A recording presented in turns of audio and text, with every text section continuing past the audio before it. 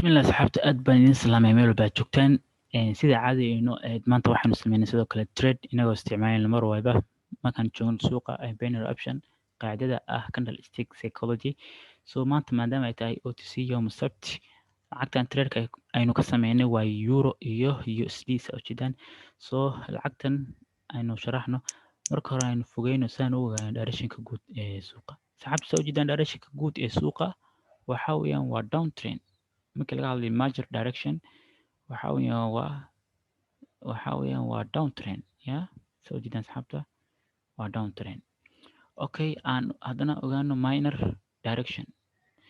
aan soo dhaweyn haddaba saan ogaano main direction wuxuu yahay so minor directionka haddana suuqan soo ujeedaan asxaabta waxa weeyaan waa uptrend because of suuqa waxaa soo gala halkan bias kanala strongy bias kanala bullish oo xoog badan ayaa soo galay so reasonka markaa suuqa halkan aan u galataan idiin sharaxo waxaan arkay asxaabta marka koowaad waxaan arkay halkan suuqa inuu ka yahay ranging suuqa halkan inuu ranging ka yahay ranging market because of halkan candle sell ujeedaan waxaa ku xigay candle buyer waxaa ku xigay candle seller waxaa ku xigay candle buyer candle seller candle buyer candle seller so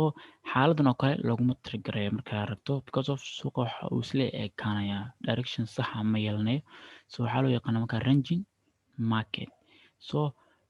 markaas san aragto inuu suuq yahay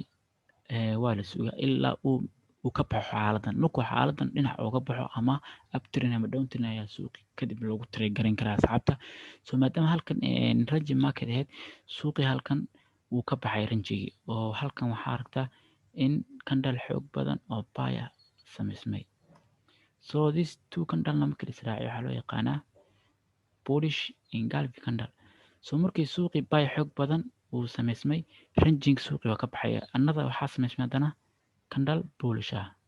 candle bullish oo xoog badan samaysmay so halkan waxaa iga cad in suuqii ranging marketka uu ka baxay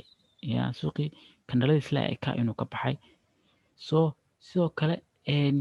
markaan aragto candle bullish engulfing ah the next candle-na uu yahay candle strong oo bias ah the third candle waxaa mar walba kula haboon inaad suuqa raacdid buy